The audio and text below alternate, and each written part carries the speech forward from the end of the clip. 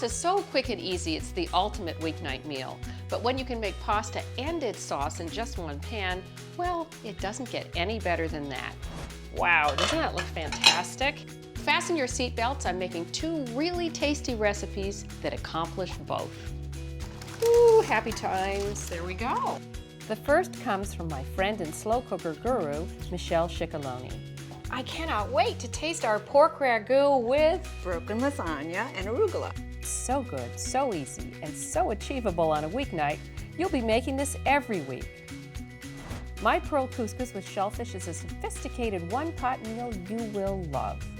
This whole dish is going to end up in one pan, sort of like a risotto, but based on couscous with shellfish. Some tomatoes, clams, and mussels. When they open up, they give you a gift.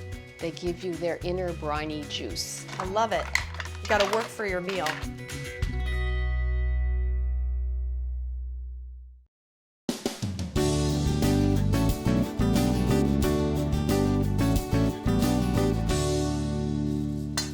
Hi, I'm Sara Moulton. Welcome to Sara's Weeknight Meals.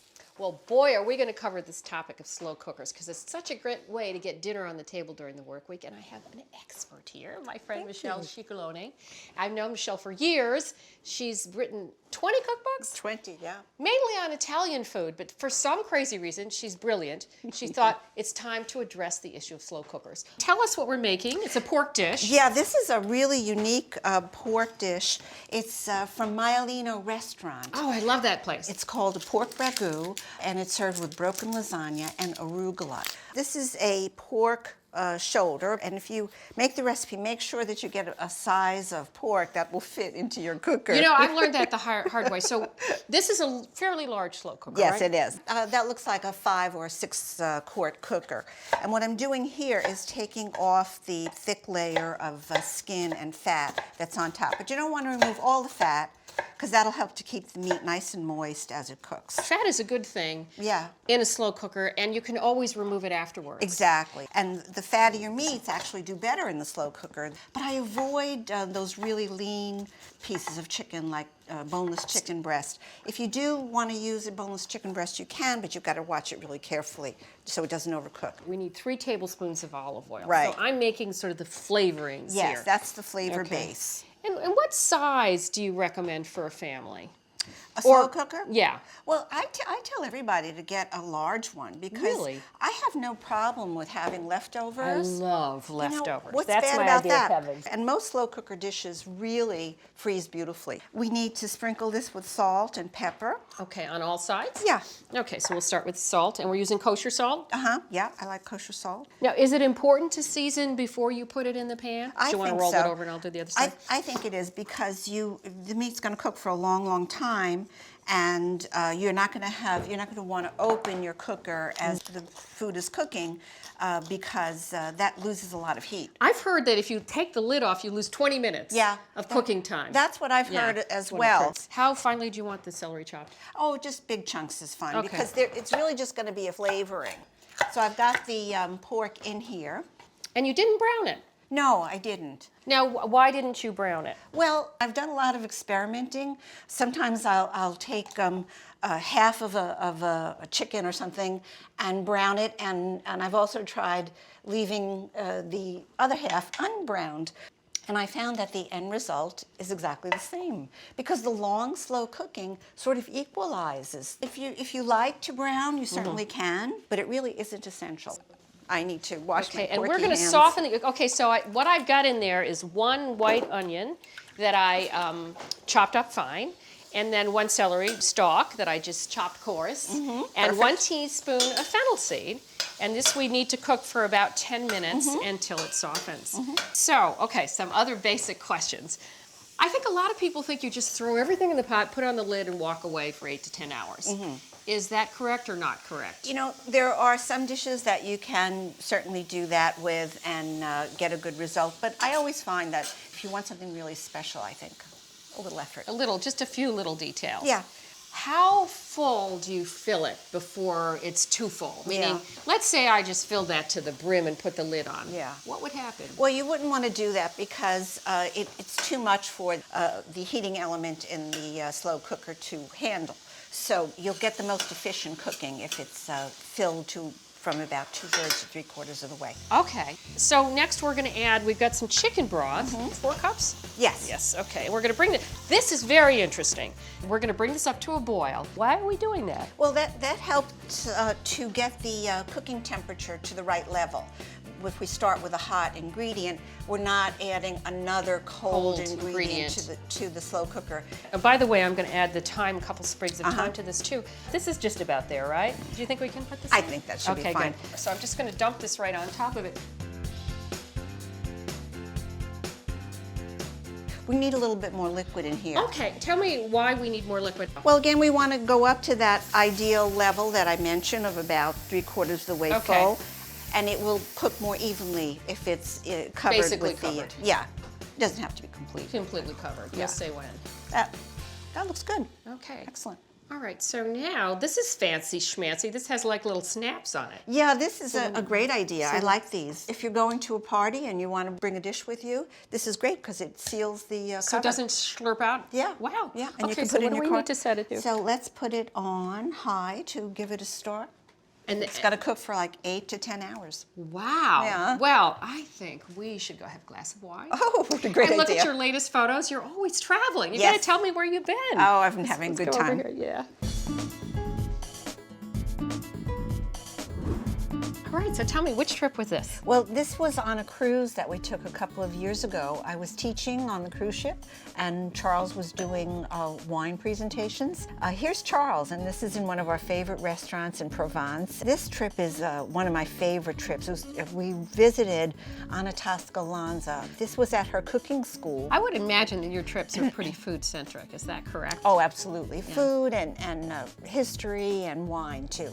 Yeah, of course. It's a double whammy because Yeah. Charles is a wine expert. Yeah. Does all this traveling help you to come up with ideas for your cookbooks? Absolutely. You try different ingredients, you taste new flavors, combinations you wouldn't think of. There's just so much. It's just such an education. All it's really around. great to travel. Yeah, it is. Alrighty, so I'm so excited to check out our pork ragu. Smells great. 8 to 10 hours later, so we've let it cool for about 20 minutes. Let's put our wine out of the way. We've got to Good get down idea. to business and focus. I'm going to take that whole piece of pork out. I'm using It's going to 2 probably forks. fall apart a little. Yeah, that's okay. Yeah, and that's what you're looking for, right? Yes, exactly. Is that it's so That's how- tender. Look at that. Then I'm going to take just 2 dinner forks Okay. and shred the meat. Okay. And this is fabulous. Oh, it smells so good. All right, I'm going to get the water on for the pasta idea, because yeah. we need the torn pasta over here, and I'm going to add some salt. We're using broken lasagna. What's the point? Why didn't we just use broken pasta? Well, that's the chef's way of doing it. That's the way he makes it at Maialino, so I thought I'd go with that. And you know, it's really a About tradition. how big? About 3-inch pieces should do it. Yeah, so Okay. you want a nice sized slab. Well, this is sort of fun. This is like recycling when you break glasses. You know what I mean? I like that idea. Okay, Well- I'm going to break it all and put it all in one. You know, I always say if you have kids in the house, they love the job of breaking the pasta. Yeah. So, Well, I guess I'm a kid. Is it really safe to leave a machine on for 8 hours? Let's say you put it on in the morning and you go to work. a slow cooker uses no more electricity than a 75-watt light bulb. Is that true? So, I mean, imagine that you're going off to work and you leave the light on in the closet. It's No sort of the biggie. same thing. No biggie, Yeah. okay. So just make sure it's in a safe spot. You know, you don't want anybody knocking into it. Okay. This pork just shredded I beautifully. have to say, It's just perfect. I just want to literally dive I in know, there. I know. Okay, so I'm going to put the shredded pork into the pot because now it's cooled off a little bit. And I'm going to grate some Parmigiano Yes. Reggiano. Yes. I know one of your favorite ingredients. Absolutely.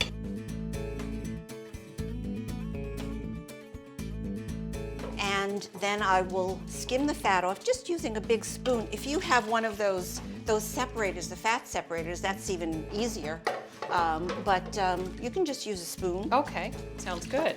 So I'm just going to skim off some of this liquid fat. Now, if you had made it in advance and put this in the fridge, it would be even easier to skim the fat Right, off right. because it would be cold and Yes, it would really yeah. rise to the surface. That was the other thing. You could put the whole thing together, cover it with a liquid, put it in the fridge, and then the next day, I'm just going to dump that in there. Yeah, that's fine. Just scrape it off. It's so much easier. All right. Isn't that Let me great? check the pasta here. I am going to drain this one. And of course, we're not going to rinse it or toss it with No, oil. no. Because we want the that's not starch on necessary. there. Exactly. And you want to dump that in. Okay. And then you need me to add the cheese. Yeah, just before we serve it, we'll add the cheese, and we will also add the arugula. And the butter. And the butter. Okay. That's so interesting about arugula. So that's going to add a nice bitter sort of bit to it. Why don't you put the arugula in? It's about 2 cups of arugula. Okay, and we have some Parmesan here. 2 tablespoons of butter. Yeah, that just gives the sauce a nice silky finish. Ooh, happy times. There we go. And this is great. I love to cook the pasta right there in the sauce when I can. Finish cooking it. Yeah, finish cooking it this way because it just it helps it to absorb the flavor. You So know? it sort of marries the sauce to the Exactly. pasta. Exactly. Precisely. Oh, you said that that was so so- nicely. Oh, wow. I like marriages. We're both very happily married for That's so many true. years. How many years have you been married? Oh gosh, it's going to be 44. What? Can you got married imagine? when you were 15. Yes. Ooh, that's gorgeous. Now, bit speaking of the husband, your husband, Yeah. Charles, he picked our wine. It's Chianti. And why Chianti? Well, because Chianti's one of our favorite all-purpose go-to red wines. It has friendly. Very food friendly. It goes with a lot of different dishes, and Let's take you want to grab our wine. Speaking of wine, and let's come on down Great here. idea. You know what? I'm going to put one more little bit in here. Yes, it's very food friendly. it has nice fruit, and but it's not so overwhelming that it would kill the flavors in the dish. Oh, well, that I like that. So we're going to serve this with a beet salad with walnuts and celery leaves. I cannot wait to taste our pork ragu with Broken lasagna and arugula. yay! Thank you. My pleasure.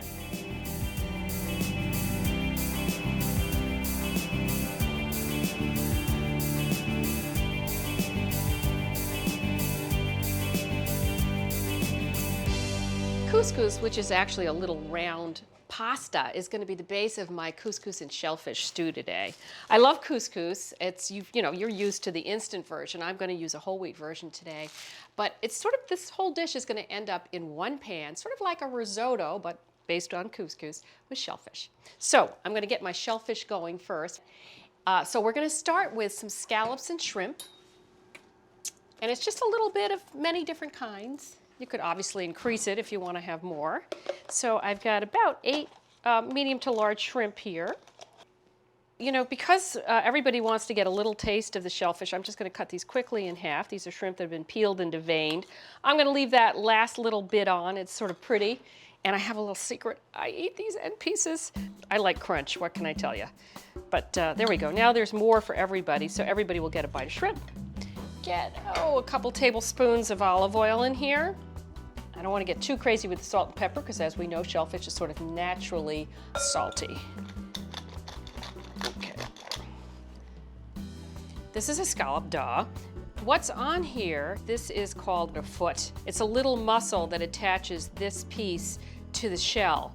Now, the reason I like to remove this is because this is really rather tough. These are sea scallops. Okay, let me get these guys here because I'm going to season them too. When you do go to buy scallops, really try to get what's referred to as dry or day boat scallops. The fishermen go out and they go out for days and days. So what they do is they harvest the scallops, they shuck them, and they throw them into a solution of water and a preservative so that they'll keep. Now, the trouble with that is, first of all, there's a preservative in there. We don't really want that with our fish. But secondly, the scallops absorb it like a sponge. So if you've ever tried to saute scallops and they just are so wet that you can't believe it, it's because they were in that liquid. Let me get these guys in here. Okay, these only take a few minutes. So while these are cooking, I'm going to mince some garlic. I've already gotten my shallots chopped. And I'm going to do 2 cloves of garlic. There we go. And this doesn't have to be terribly fine. I'll give these guys another little turn. Oh, I'm getting some nice color on the scallops, which is fine with me. I think the reason that scallops are so popular, in some ways I think they're a good starter fish for children, is because they're so naturally sweet. Okay, just about there.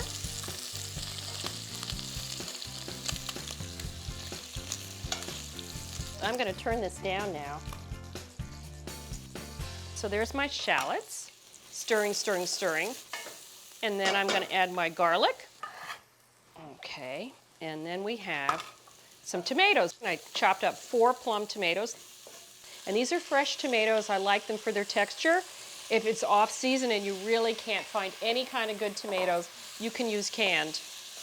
I'm going to give this a tiny pinch of salt, and we're going to let this cook for a few minutes while I talk to you about clams and mussels. We're just softening them. We have wild mussels today. If you have the wild mussels, or even some of the cultivated, have a little bit of a beard, you need to pull it off, but you don't pull it off till the last minute. You scrub them underwater, and then they're good to go.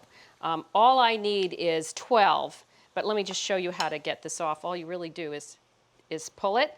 Oops, and if it gives you a hard time like that, I grab a towel and let the towel help me. Let's see if I can do it. Or I bring in the husband. There we go. So now everything is going to go in. First, we're going to start with a cup of white wine, which provides a great acidity. And then you put in your shellfish, and as they're in there, they open up. And when they open up, they give you a gift. They give you their inner briny juice. And that combines with everything else that's in here to make a delicious sauce. So in goes the mussels. Then here goes 12 clams. We're just going to use the little necks because those are pretty available. The thing about steaming shellfish like this in the shell is you have to keep checking it. Because if you're just like, you put it all in and you put on the lid, I'm going to crank it up to high now, and you just let it rip until all of them are open, which could take a period of 5 minutes, sometimes longer, then the first guy who opened will have been in there for a very long time, and the last guy who opened will just have opened. So I remove them as they open. That's what you need to do. I'm just going to clean up a teeny bit. I'm going to start on my couscous in just a second. Okay, let me see if anybody is opened up yet. Ah, yes, the mussels are beginning. And as soon as they open, get them out. Now you may be wondering, why am I doing this with the strainer? Because I want to save all the juices that come out. We're collecting juice to cook our couscous in.